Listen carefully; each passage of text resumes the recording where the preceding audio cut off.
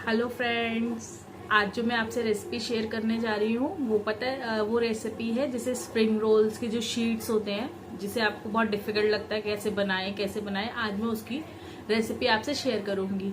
जैसे समोसा पट्टी भी बोलते कई लोग, वो समोसा पट्टी भी मैं आपको बताऊंगी। मेथड एक ही है, बस समोसा पट्टी को हम काट लेते हैं और जो स्प्रिंग रोल की शीट्स रहती है वो प्रॉपर पूरी शीट रहती है गोल, हम उसमें उसको रोल करते हैं। ठीक है, अभी मैं जो आपको रेसिपी बताऊंगी वो इसी तरीके से बनेगी। देखिए और कितनी आसान है और बिल्कुल भी कोई मेथड नहीं है, बस थोड़ी सी ट्रिक की जरूरत है, वो मैं अब आपको आगे बताऊंगी। चलिए आइए हम बनाते हैं। ठीक है, देखिए हम 1 कटोरी आटा ले लेंगे, 1 कटोरी आटा और थोड़ा सा नमक। देखिए हाफ टी स्पून जितना नमक ले लेंगे और 2 चम्मच हम ऑयल डालेंगे इस आटे में। मैदा लिया है मैंने, ठीक है, और इसमें 2 चम्मच डाल देंगे और इसे नॉर्मल पानी से गूंद रही हूँ मैं, मैंने इसमें गर्म पानी या कुछ ऐसा यूज़ नहीं किया।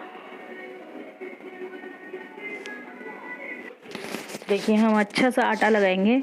देखिए थोड़ा टाइट ही आटा गूंदेंगे क्योंकि मैदा जो होता है वो थोड़ा ढीला हो जाता है बाद में, तो इसीलिए कि हम इससे एक नॉर्मल सा डो लगा लेंगे इस तरीके से। देखिए और अच्छे से डो लगाएंगे। देखिए मैदे में मैं बहुत थोड़ा थोड़ा पानी करके यूज़ कर रही हूँ क्योंकि देखिए मैदा ना बहुत जल्दी ढीला हो जाता है, तो हमें उसे ढीला नहीं करना है। एक टेक्सचर जो है उसका नॉर्मल रखना है, ना बहुत टाइट ना बहुत ढीला, तो क्योंकि वो थोड़ा सा ढीला अपने आप ही हो जाएगा जब हम उसे रखेंगे, तो हम थोड़ा सा टाइट की तरफ ही उसको गूंद के रखेंगे।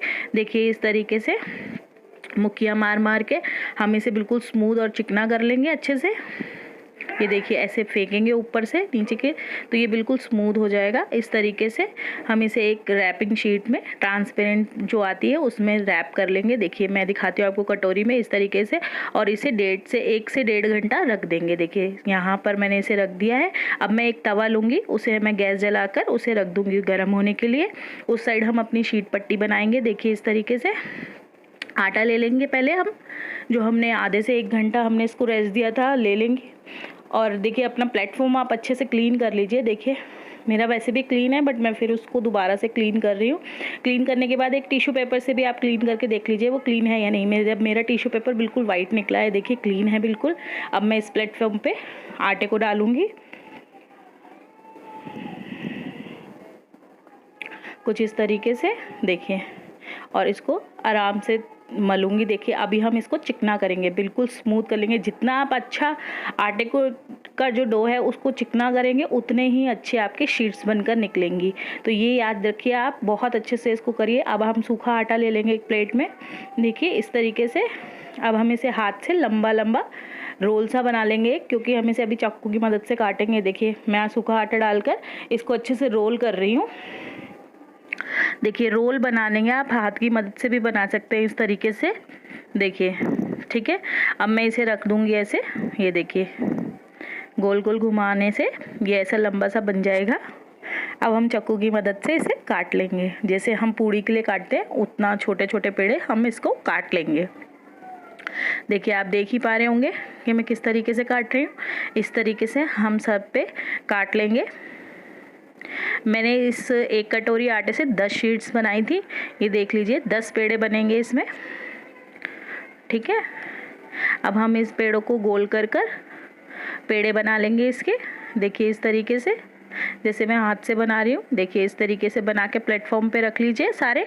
फिर अभी मैं आपको बताऊंगी आगे। देखिए आप एक प्लेट ले लीजिए, उसमें आटा लगाइए और इस तरीके से आटा लगाइए पेड़े पे और इसको प्लेट में रख दीजिए।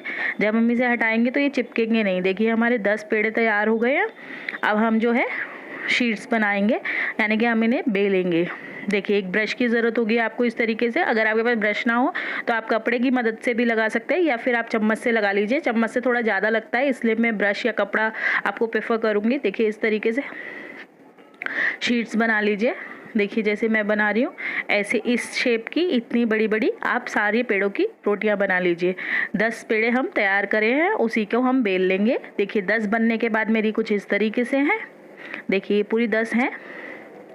अब जो ये है आपको, आई थिंक आपको क्लियर नज़र आ रहा होगा कि 10 हो चुके हैं ये। अब देखिए मैं 10 को क्या करूँगी, यहाँ पर मैंने साइड पर एक जगह पे इकट्ठी कर ली हैं। अब मैं जो करूँगी, अब मैं एक पेड़ा लूँगी। देखिए इस तरीके से मैं एक रोटी को ले लूँगी और ब्रश की मदद से इस पर ऑयलिंग करूँगी। देखिए आप कोई भी कोना बचना नहीं चाहिए। अगर आपका कोई भी कोना बच जाएगा तो वो शीट वहाँ से छूटेगी नहीं, क्योंकि ऑयल की मदद से ही हम उसको अलग अलग करेंगे बाद में बनने के बाद। देखिए, और इसके ऊपर हम सूखा आटा डाल देंगे ताकि ये आपस में चिपके नहीं। देखिए इस तरीके से। और अब हम इसके ऊपर एक और शीट को उठाएंगे, मतलब जो रोटी हमने बेली थी उसको उठाकर इसके ऊपर लगा देंगे। देखिए फिर अभी इसी मेथड से हम सारी रोटियों को बना लेंगे। देखिए इसी के ऊपर हम एक बार फिर से ऑयल लगाएंगे।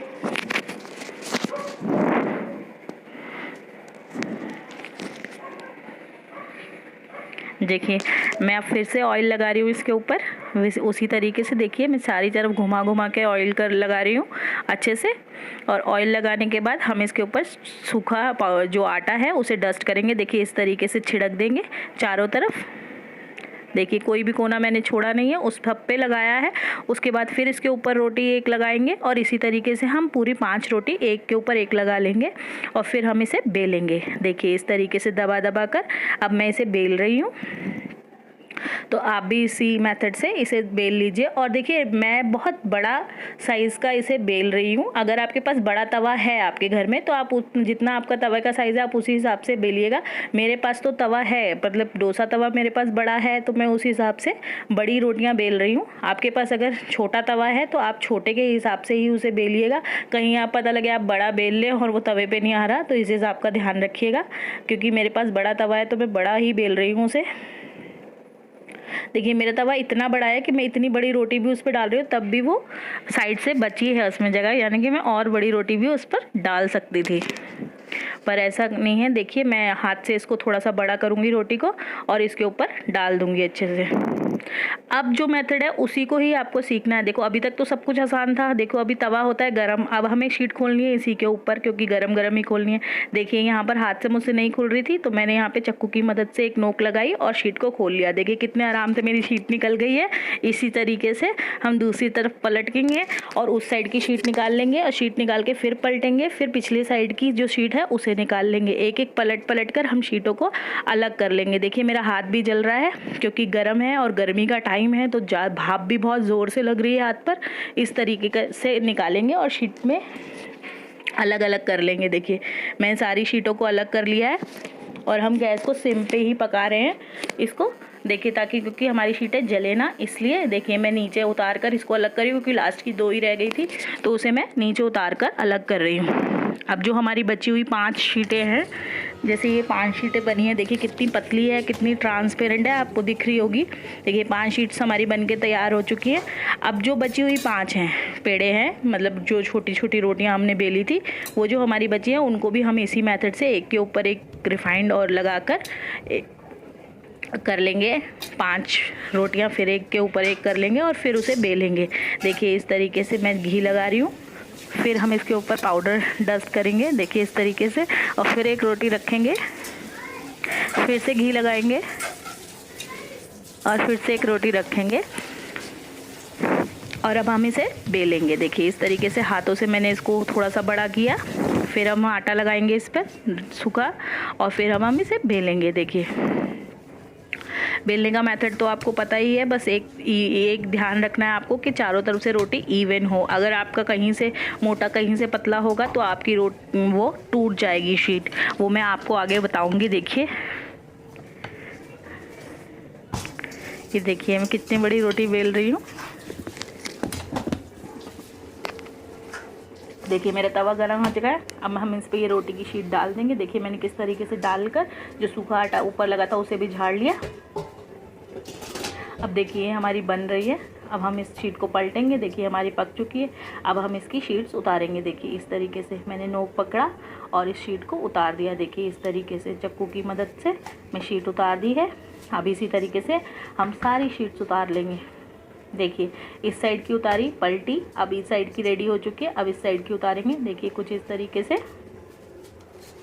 देखिए मेरी शीट्स पूरी बन चुकी हैं और आराम से निकल रही हैं। मैं इस तरीके से ये शीट्स तैयार कर लूँगी।